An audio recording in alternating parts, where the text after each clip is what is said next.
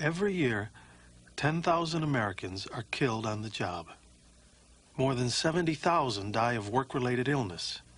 6 million are injured. One of the most dangerous things you can do in America today is show up for work.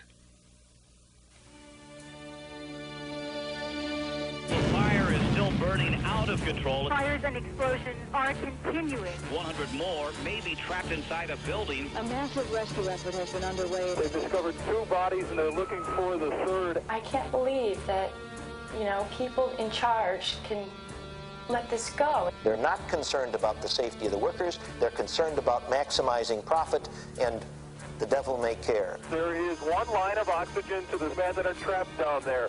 No one knows if they're dead or alive. This massive rescue effort has turned up bad news. The 3 workers have been found dead. These accidents are just going to keep happening and again and again and again. Ambulances, fire trucks, life flight helicopters, and police converge on the channel. Emergency rooms are filling up. We know the cheapest thing inside these plants is the labor force. The easiest thing to replace is the man out there working.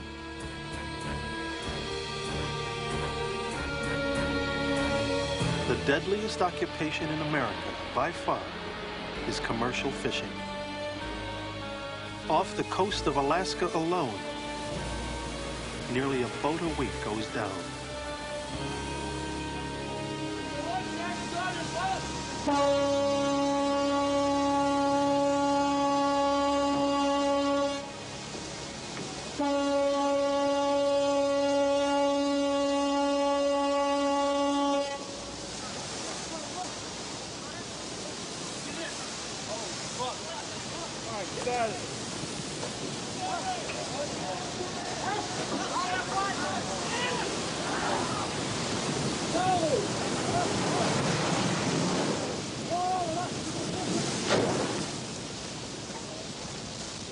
In March of 1990, the Arctic Alaska Company's factory trawler, Aleutian Enterprise, with a crew of 31, was heading into Dutch Harbor, Alaska.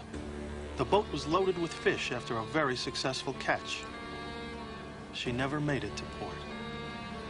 About 7 in the morning is when we really started getting to the point where we knew we were full. We heard the net go back out. I think everyone looked at it, everyone just wondering, we thought we had enough on board to do our freezers. I guess the skipper didn't feel the same way.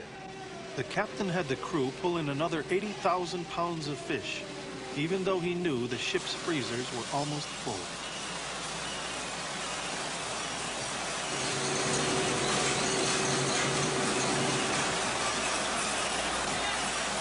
There was a new skipper. He wanted to prove to everyone that he could do as good as anyone else. He wanted to have the top boat. As the net was being hauled in, it broke, dumping tons of fish onto the deck.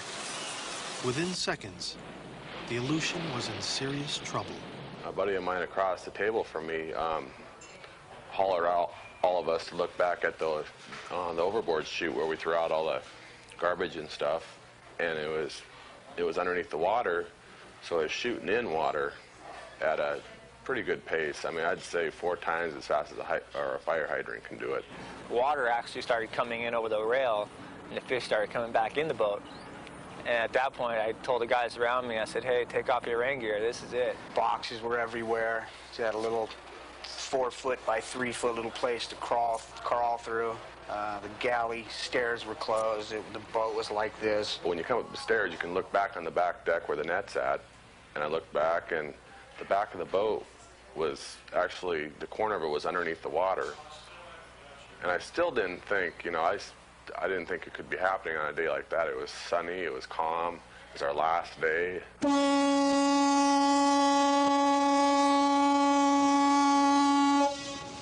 I knew the boat was going down at that point. It was just listing too bad.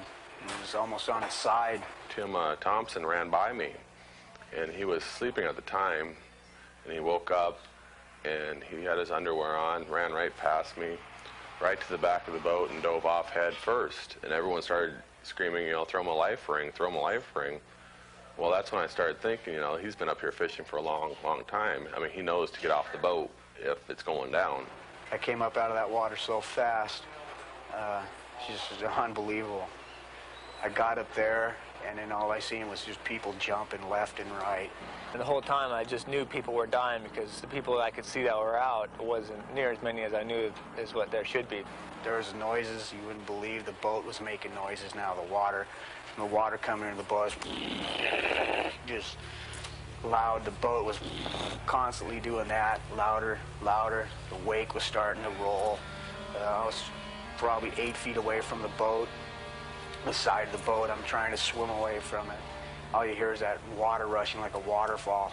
I've always heard you live about 25 minutes in the water, and I figured that was probably a couple minutes already used up. And then that's when I started thinking there was gonna be nothing was gonna help us. I mean, none of us had survival suits on. I didn't have a chance in the world.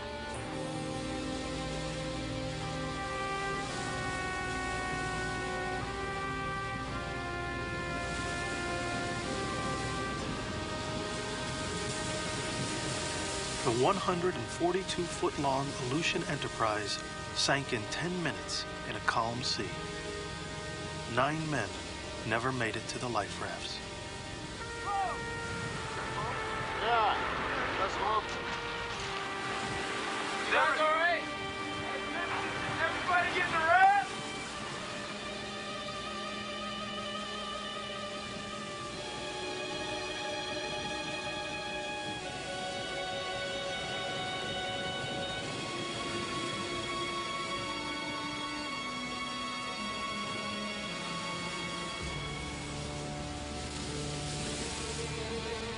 No one really had an idea who made it and who didn't make it.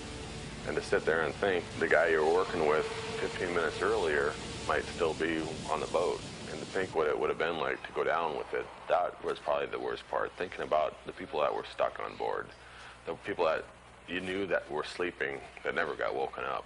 Captain Rainey Roussel led the Coast Guard investigation into the sinking. Good afternoon, ladies and gentlemen. The Aleutian Enterprise capsized in the Bering Sea on 22 March 1990 with a loss of 9 lives. The Commandant of the Coast Guard convened a Marine Board of Investigation to look into the circumstances surrounding that casualty. The fishing net failed while being hauled on board the Aleutian Enterprise, releasing a large volume of fish on deck, resulting in rapid progressive flooding and subsequent capsizing of the Aleutian Enterprise. The vessel sank in about 10 minutes in approximately 400 feet of water. The board concluded that failure to train the crew in donning survival suits and in abandoning ship contributed to the loss of life. The report uses the word primitive working conditions. Could you describe what you mean by that? Well, you work 20 hours a day, every day. You fear leaving your station because you'll work 21, or you work more time. There's no heat in the space you're working in. The only motivation is money. They constitute primitive, in my opinion, and maybe there's a better word for it. You work 16 hours a fucking day, 7 days a week, with overtime, usually 18 hours. You get a 10-minute lunch every 8 hours, no breaks, no nothing. You just work, work, work. You don't stop. It's worse than prison as hell. There was times when the foreman or the skipper wasn't happy with what we got done that day after 16 hours, and they would come down and say, well, we got overtime. It's as forced as you can be. If you don't do it, you're fired. If you're working slow, you're going to get yelled at, and I've seen other stuff happen besides yelling. A lot of times the live tank would get filled up with fish. It would get so full that the fish would get all jammed up in there and they couldn't come out of the chutes. And so we'd have to send someone in there to get their body in there and kick out a hole and let the fish come out. And a lot of times someone who was working slow or slacking, they'd get him in there for punishment, send him in there to crawl back and kick the fish out. And it's really one of the nightmare jobs. Once you get in there, they shut all the doors on you, so it's completely black. And then you got to crawl on your back to get to the front of the live tank, and then you got to try and wiggle your body in through the fish to get your feet down to where you can kick some fish in. And there's a lot of different scary fish in this live tank, you know, that are usually still alive in there. And when it's dark out and you feel these things wiggling and crawling on you and you don't know what it is, it can get pretty scary. Especially, you know, when you can see some of these wolf eels that come out of there with heads like this big and teeth real big. It gets real scary. They do things that are really on the margin a lot. I mean, these are the people that run some of these vessels. They take chances that you and I would never consider taking. But it becomes a norm, you know, a practice with them. And they do it and survive. And they make money. And there's a high there. So they don't want anybody interrupting that high. Not the bureaucracy, not the Coast Guard, not OSHA. In the past 10 years, factory trawlers like the Aleutian Enterprise have taken over the fishing industry, an industry with virtually no government safety regulations. It was senseless for my husband to lose his life and the other boys. The alarm wasn't working. Now, that hadn't been working for a long time.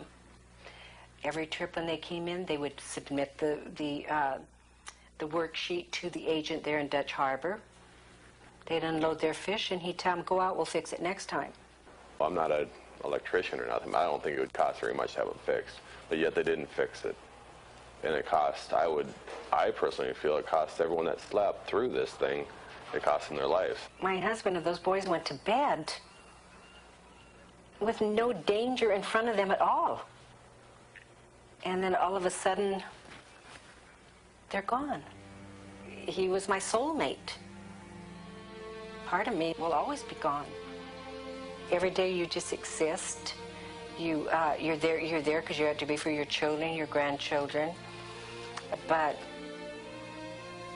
it's just, everything's dimmer. Once a year, Seattle fishermen and their families gather to honor their dead.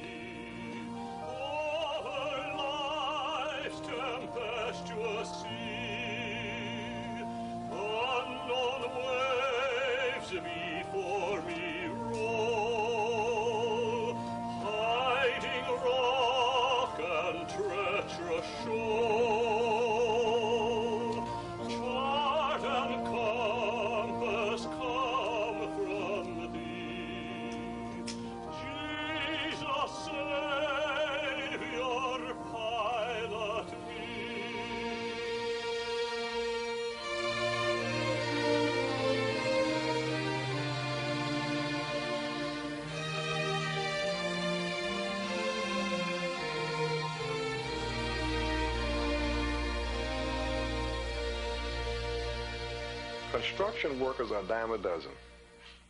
Now, let's face it, they're a dime a dozen. I've been on jobs where you make one false move, you're gone. But there are 10 people standing there to take your place. They know that. The company knows that. It's just the general attitude of management. We've been doing it this way for years. It's okay. If you don't want to do it, we'll get somebody else to do it. You're put in a situation whereby you can walk away from the job, or you try to stay and make a living. Dabney worked as a tunneler, one of the most dangerous of all construction jobs. He was injured in Chicago while working on a job run by the S.A. Healy Company. From the first day I went there was never a safety meeting. On Monday mornings, they would pass around a piece of paper that they called a toolbox report and told you to sign it. It was a blank piece of paper. That was supposed to be our safety sheet. I had complained about the fact that there was no guard on that conveyor numerous times. I got my wrench and I was in the process of adjusting the belt or getting in position to adjust it, and I slipped. And the wrench was in my left hand, and I was right by the tail pulley of the conveyor belt. The wrench was caught in the pulley, and it just pulled me right in and pulled my arm off. As a result of that accident, my neck was broken in several places, and my head was split open. I have a son that's 8 years old, and because of my neck injury and the loss of my arm, I can't play with him, I can't wrestle with him, I can't play ball with him. So these are the things that I have lost. How can I take my kid fishing? I can't bait a hook, or I can't reel it in. So these are the things that as a result of the accident that I'll miss tremendously. I haven't given my wife a good hug in 10 years. In 1988, the S.A. Healy Company was running another deep tunnel project. This one was 90 miles away, in Milwaukee. from day one, that job was having problems with the electrical setup and the ventilation system. We talked to one of the fellows that did electrical work for Healy, and he said Rick should not be going down there. That was his exact words. And he says it's not a good place to work. They're taking all kind of shortcuts, and he says the electrical system is just wide open. It's just a bomb waiting to explode. Early in the job, S.A. Healy was warned by the city to be on the lookout for deadly methane gas. On November 10th, they encountered it. Explosion in the tunnel. Yes, we have methane explosion. Activate the tunnel team. Yes, the deep tunnel team has been activated. People are in the tunnel. I have a confirmed explosion with 3 persons trapped. I want you to prepare your meters. We're going to have to go down in. I got a call from my wife. It's about noontime. She said there was an accident in Milwaukee and there was an explosion, and Rick was down in the tunnel at the time. And I asked her, did they get out? She says, as far as she knows, they're still down there. It doesn't take a Rhodes Scholar to figure out when they're down there that long and what out in the air. We know it's pretty serious. First, you're scared and upset, and you pray a lot, hoping things will work out. You're always looking for that miracle. But as the day progressed, it got a lot tougher. We saw the body bags come up. And from general knowledge, our son was the last one brought up. And it just tore us apart. But we just held on together as family. Kind of clung to each other, that's all. I did not think Rick had died in that tunnel. I thought Rick was going to walk out of there. He was in this special little pocket that God had him in, this little pocket, because you hear miracles happening, you know. People have, come up to you at the funeral and say, oh, time heals. Well, maybe it does, I don't know, but it hasn't yet so far. I just miss him so much.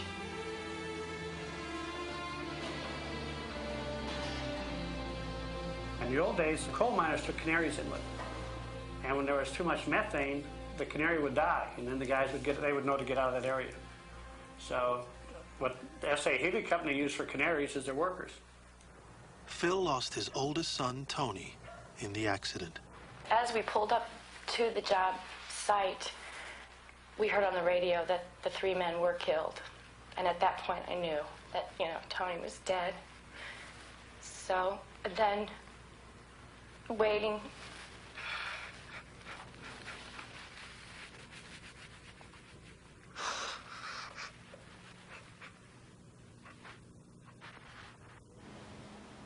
We're not supposed to bury our children. They're supposed to bury us. And S.A. Healy buried my son. I know exactly what happened. They turned on some equipment that was not explosion-proof. And the methane that was in this 150-foot conveyor, this bomb, a massive bomb, exploded and killed them. Investigators found the electricity in the tunnel should have been turned off. The company wasn't using spark-proof equipment, and the workers were improperly trained to deal with the methane gas Healy was warned it would encounter. You shouldn't go to work and be killed. Accidents happen, but this was blatant disregard. Every day, that thought is there, Tony, why do they have to kill him? Why would he be one of the people that the S.A. Healy Company murdered? Production. Footage. They want the footage. At any cost.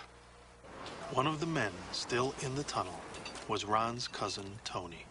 I had another cousin working there, Joe Krudzik, and I managed to get to him, and he had told me that they had a methane explosion, and that it didn't, there was no official word yet, but that it didn't look good for anybody. I just started praying right away, and I really felt like no way they wouldn't live, but I was just praying and wishing and thinking, oh, maybe they're okay.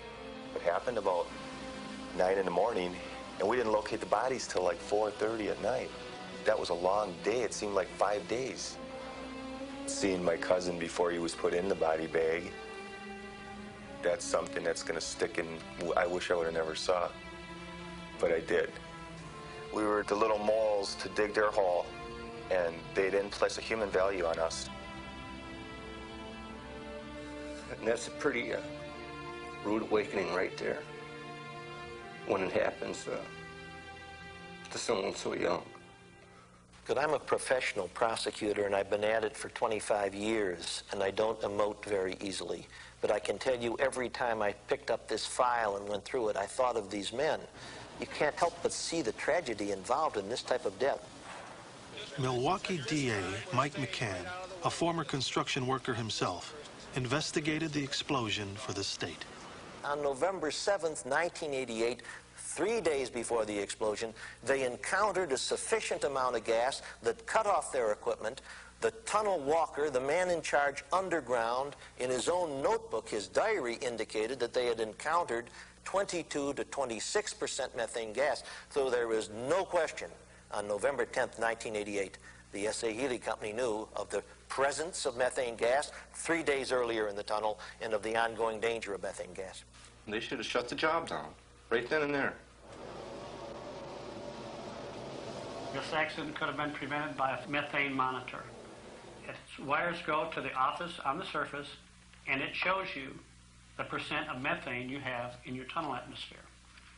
However, S.A. Healy decided they didn't want to put that in there. Had the company spent that $14,000 for the underground monitoring, had they added the automatic cutoff, there is a good probability that those men would not have died.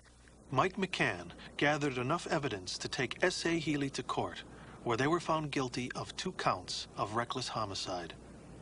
Although the company was fined, no one went to jail. They have no regard for the American worker, none whatsoever, and they get away with it. They got away with it here. I don't see nobody from Healy in jail. I don't see Healy going to the cemetery and visiting their sons or friends or anything like we have to do. They make their money. If we lose a few lives, hey, we made our money. We'll go on to the next job. 600,000 workers are injured every year on America's construction sites. 2,100 lose their lives. To stop this, and to bring companies who criminally endanger the lives of their employees to justice, Congress founded OSHA, the Occupational Safety and Health Administration.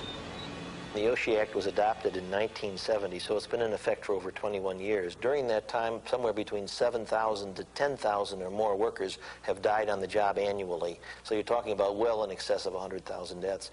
There have been 74 referrals for criminal prosecution to the Department of Justice, and some 30 to 40 of those resulted in convictions, and only one person in 20 years has spent any time in jail under the OSHA Act. You hear OSHA's coming probably a month before they show up. You get the warning. A week before, they have you start moving your oxygen bottles, get them out of the way, putting handrails up, getting things ready for OSHA when they show up. It's never OSHA is here right now. It's OSHA will be here in a week. We want this, this, and this squared away.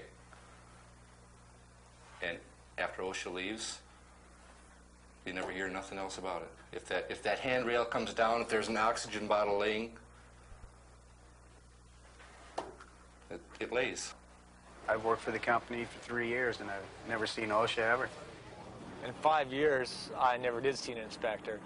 I've been working in and out of petrochemicals plants since I was 18 years old, and I've never seen a man from OSHA. I've never met a man from OSHA.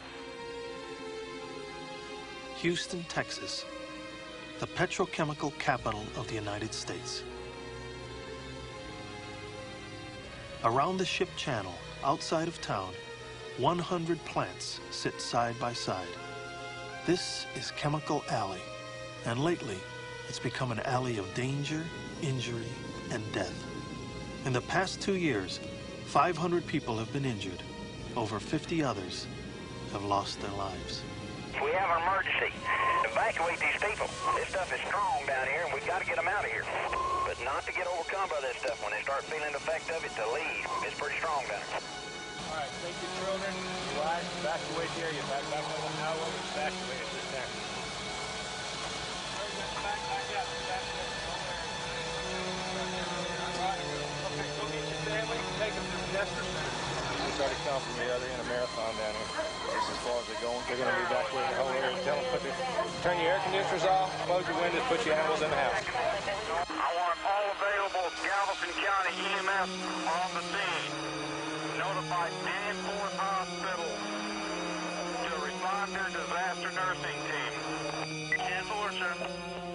In October of 1987, workers at the Marathon plant in Texas City, under rush orders from the company to finish a job, dropped a piece of heavy equipment from a crane. It fell onto a tank containing thousands of gallons of deadly hydrofluoric acid.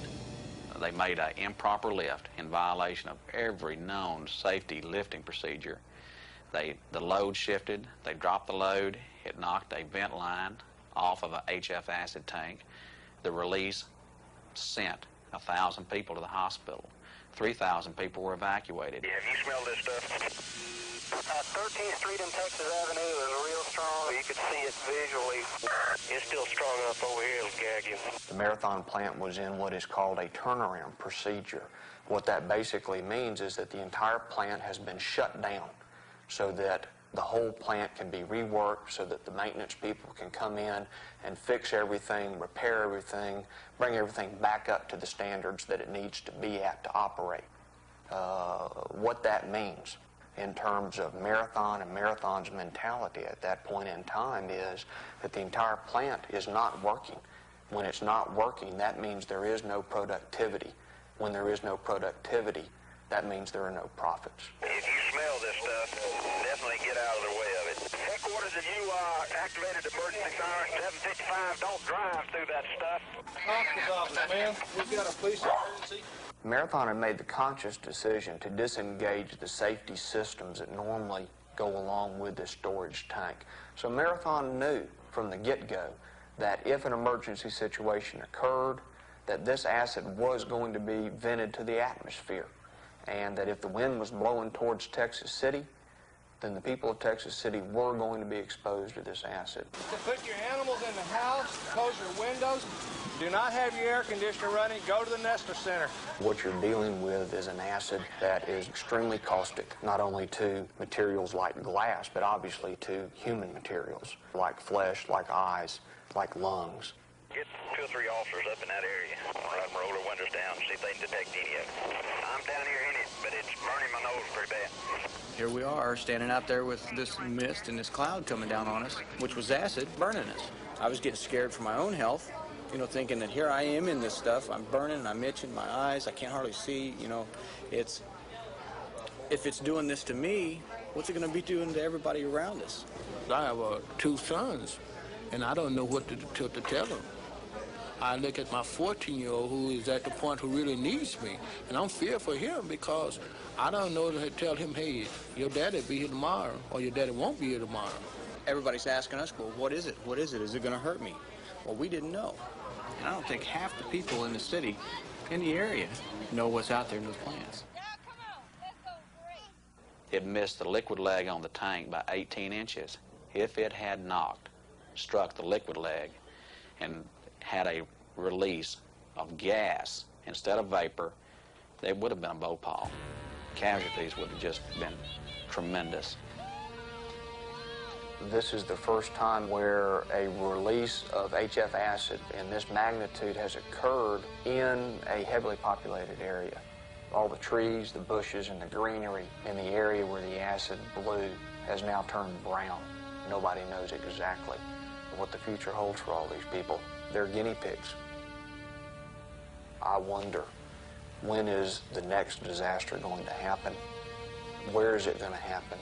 And how big a disaster is the next one going to be? I guess it was in 82 or 83. That's when everything changed at Phillips. They started offering all these early retirements and retiring off all the old guys, all the people who knew a lot of stuff. And when I had first gone to work out there, we had like 12 chemists in the lab, and now we were down to like 3. And the 3 of us were trying to do the work that 12 of us had done. Carol met her husband, Bert, at the Phillips plant where they both worked. It was always a little bit of a thrill to me when I would be out in the plant and I would see him unexpectedly and he wouldn't know that I had seen him. He was a very handsome man. And he would have his tools, you know, all on his hip and everything, and his hard hat and his glasses. And I always liked doing that. I liked seeing him like that.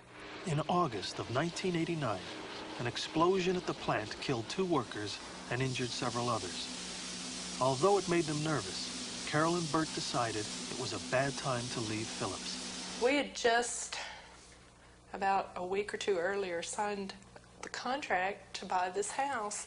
We were having this house built, and so we both needed an income to pay for this house, and it was something that we both wanted really bad. So, you know, I had to keep a job. See, this is where our new house is going to be, right here.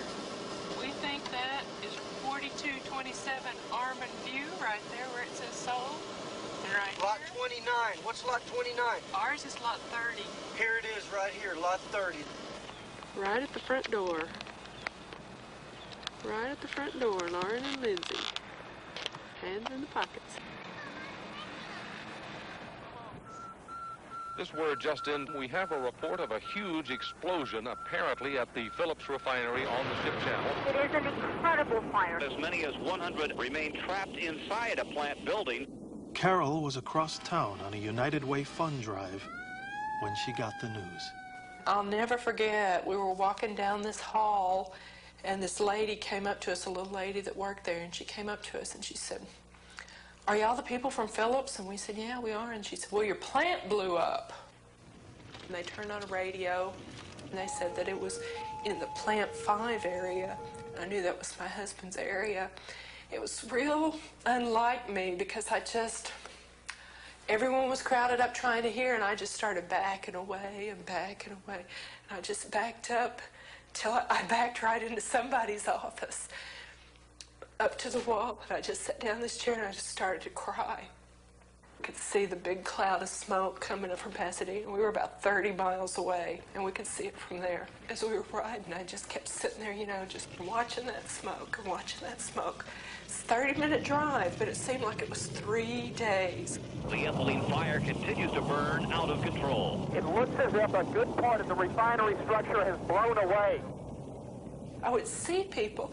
I was glad they were alive and they were okay, and I would run up and I would hug them, but then I would say, "Have you seen Bert?" I was glad to see him, and yet the most important person I wanted to see, I didn't see. Well, these busloads of people would come up. I would just stand there and look at all their faces. I just wanted him to come out so bad. I kept thinking about that plant and all the times I'd walk through there, and I tried to imagine where would be a safe place, and I knew there wasn't one. There wasn't one.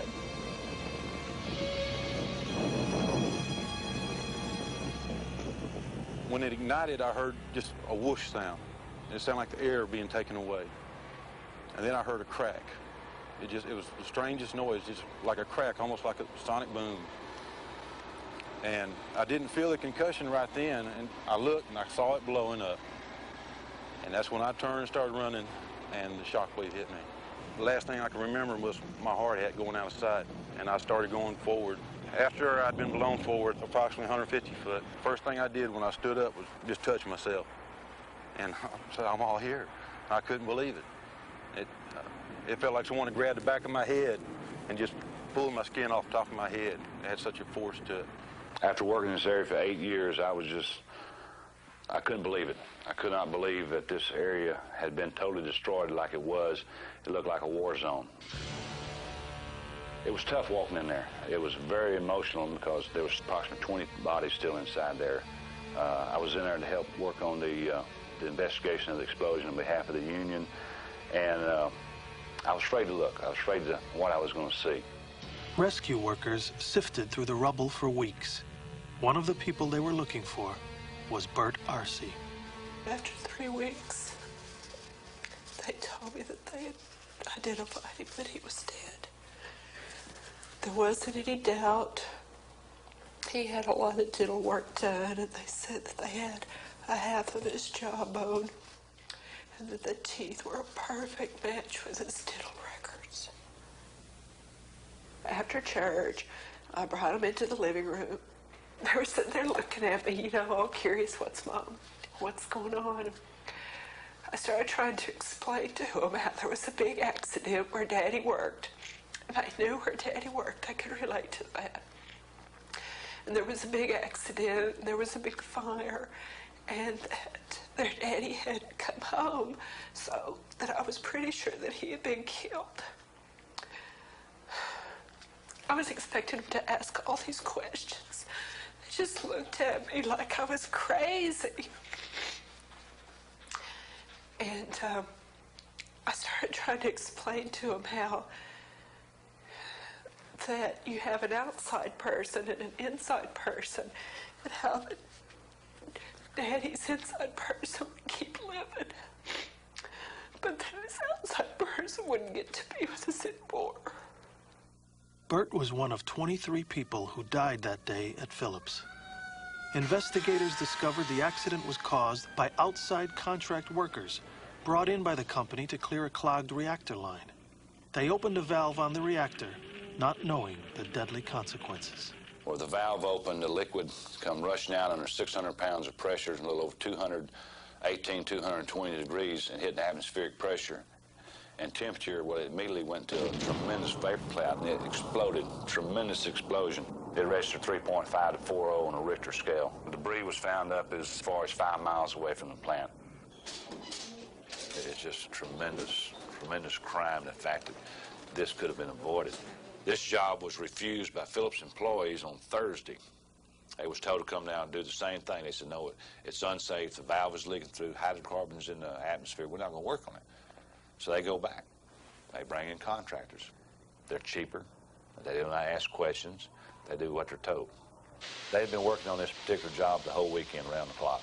They were tired. They were frustrated. So to speed the job up, to make it simpler for them, they bypassed some of the safety features. I have nothing against those men. I've worked as a contractor all my life until I worked here. I was lucky enough to get this job at the time. But until the practices stop, more people are going to die. Phillips was cited for 566 willful safety violations. A congressional hearing also called into question the industry-wide practice of using inexperienced and untrained contract workers to cut costs. People tell me there's incidents every day. Of course, everyone's scared now. I think after that, how could people go back out there? But they're just like I was in August. They have to earn a living.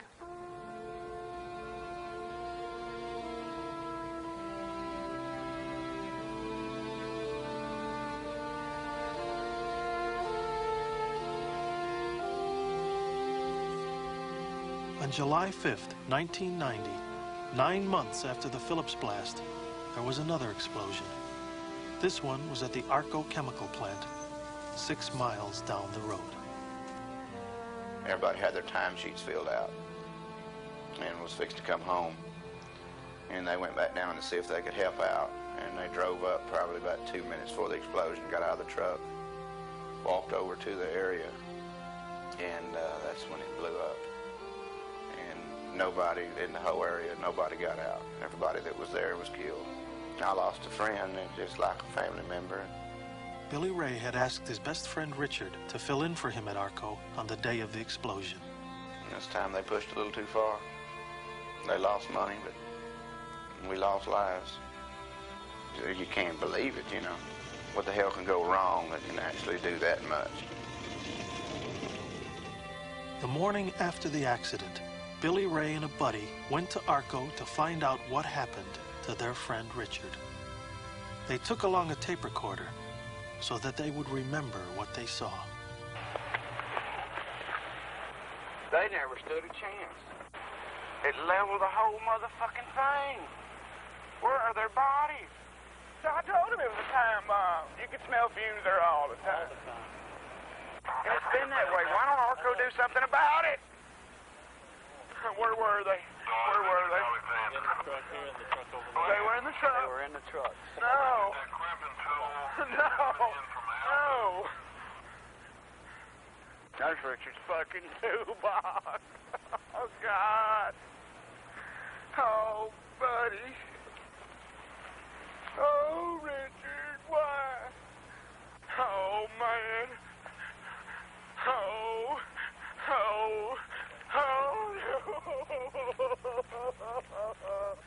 Another man killed that night at Arco was John Blackstock. John had talked to his dad and told his dad he wanted to quit. Said things were getting worse out at the plant, meaning they were hiring less people to do more work. In other words, John had more jobs put on him rather than they hired more people. And he was very seriously thinking about quitting.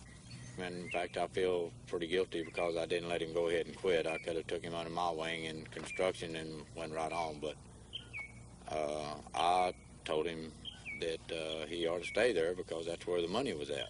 And after the Phillips explosion, we kind of realized how close to home that was and that something could happen any day.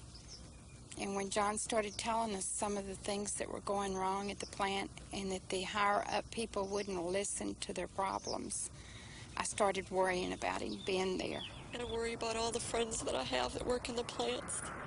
And I worry about all my neighbors who have husbands that are working out in the plants and my friends who have husbands that are working in the plants.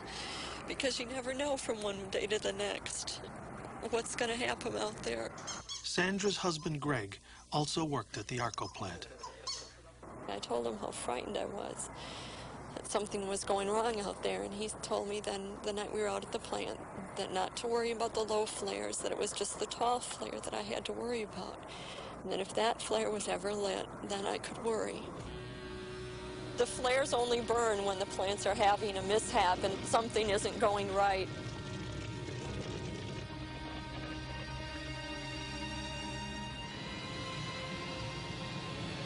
For months before the accident, Arco had been having problems with the safety systems on a wastewater tank. We got the phone call that the compressor was down and they wanted him out at the plant, and when I talked to Greg in the evening, he had one piece to be put on and then was supposed to be coming home. Well, then when I talked to him about 8:30 that evening when he called home again, he said they were still waiting to put their piece on, but I should just go ahead and go to sleep because he didn't know when he'd be home, because he said they couldn't leave until the compressor was running. John Blackstock was also called into work. And as he got into his nightly chores, his work, then he realized that he had a bad problem. And he was doing everything that he could to take care of the problem. But the thing was, they was also rushing him. No one told him that this was such a dangerous situation. I think Arco was gambling with everyone's life at that plant that night. An explosion and fire rocking the Channelview plant of Arco, jolting people awake more than 5 miles away from the plant. I woke up about 6:30 in the morning and Greg wasn't home. That was my first concern. At first I was just really mad. I wanted to know why somebody was keeping my husband 24 hours at work and he wasn't home yet. And I tried to call out to the shop to the maintenance shop, and there was no answer at the shop, and I called a couple times. Nobody answered, so finally I woke my son up, and I said, "Come on, Scott, we're going out to the plant to get Daddy." When I turned the corner down a ways from here, the flare was lit. The tall flare was burning, and my heart just kind of sunk. The blast and blaze apparently took place in a water treatment facility. There are fatalities. We just assumed that maybe John was in the plant somewhere and couldn't be accounted for, that he was helping fighting the fire, because he had done this several times. When they had a small problem out there, then he would call me later and say, "Mom, I'm okay and everything's all right." But John never did call us that night, and we didn't know anything for hours and hours. We just sit here waiting for a call, and we never got one. I called my in-laws, Greg's parents, and I told them that there had been an explosion at the plant, and that Greg was missing. 17 men were killed that night. In the investigations that followed, it was discovered that 2 crucial gauges, which would have warned the workers of the impending explosion, hadn't been working for weeks. One was broken, and the other turned off. People had made comments that that tank had been rumbling. They could feel it, actually see the walls of the tank starting to bulge. I'm not sure Greg knew any of that, because I think if he had known that, he would have been out of there. They're just in a hurry to get it online, no matter what routes they have to skip to get it going. They're just thinking of how much money they're losing by that part of the plant not being in production at the time. The year before, Phillips had the 2 explosions that killed 25, 2 in August, 23 in October. Here's another 17 men less than a year later, so that's 42 people died in chemical plants less than 10 miles apart. And it was all due to the rush. We got to get back online. We got to get these units going. God, I hope this doesn't happen to anyone else's son. It's hard to explain until you've actually had a part of you gone. This is a part of John's dad and I that will never be replaced. The hardest part is every day wondering how I'm going to raise my son to love his daddy that's not here. I can't express how hard it is to have your son sit on your lap and read a book. When it talks about Daddy, and him look up to a picture and say, Daddy. There's just no way to express that, and it's not money that can make it any better. The love of friends helps, but it's the fact that he's gone, and that I have to live with that fact every single day.